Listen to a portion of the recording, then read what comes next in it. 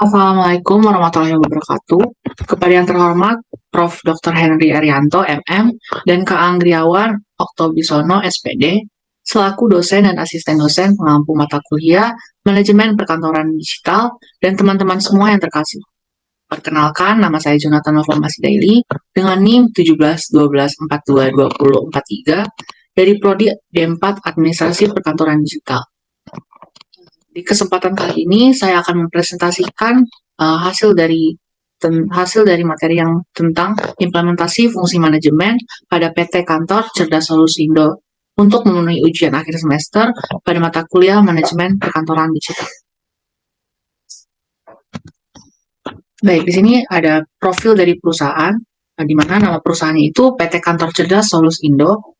Lalu ada bidang usaha penyediaan peralatan kantor, alamat Jalan Semanggi nomor 48, Jakarta, Indonesia. Nomor telepon 021-861-8230, email kantorcerdassolusindo@gmail.com, website www.kantorcerdassolusindo.com.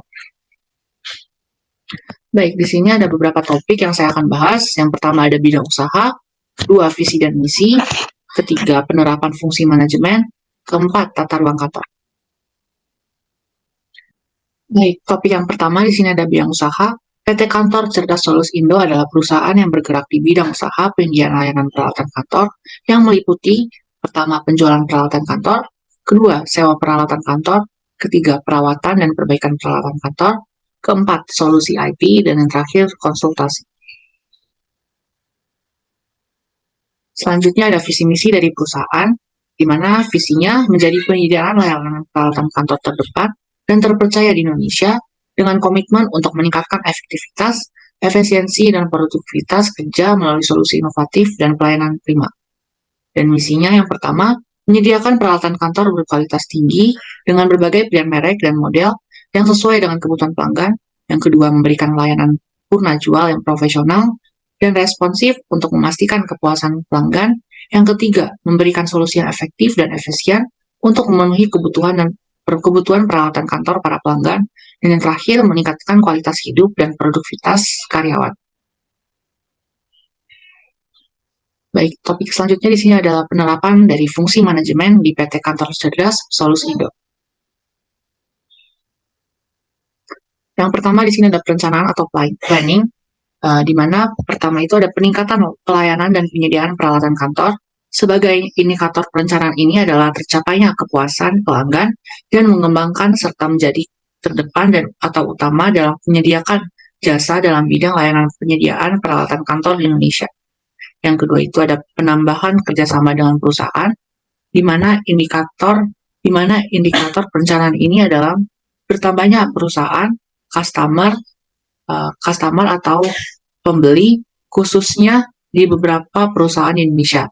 Ketiga, peningkatan kecanggihan peralatan sesuai perkembangan waktu. Indikator hasil perencanaan ini adalah meningkatkan jumlah produksi dari tahun sebelumnya dan meningkatkan profit bagi PT Kantor Cerdas Solusi Indo.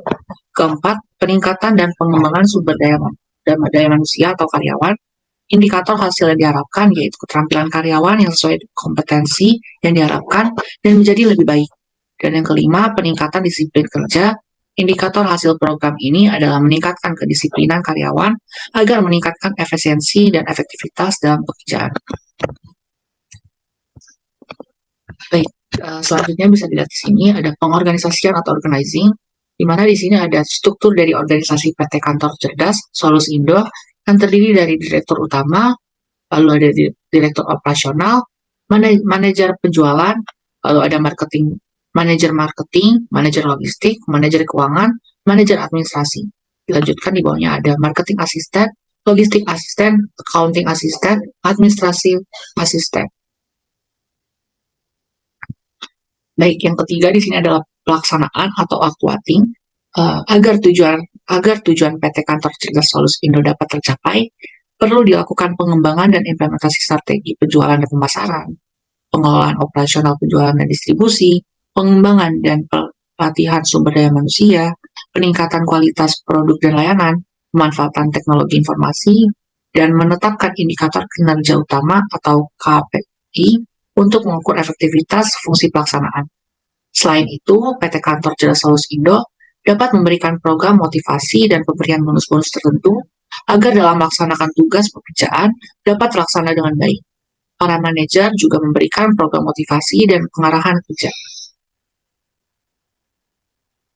Baik, yang keempat ini ada pengendalian atau controlling. Di mana yang pertama, evaluasi kedisiplinan karyawan. Yang mana merupakan evaluasi yang terkait dengan kedisiplinan karyawan-karyawan dilakukan dalam beberapa sistem, yaitu pertama ada absensi karyawan, yang kedua ada briefing karyawan.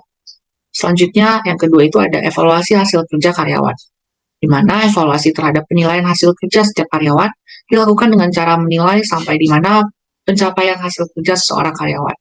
Lalu evaluasi kinerja juga harus sesuai dengan tugas dan tanggung jawab yang telah diberikan oleh atasan kepadanya.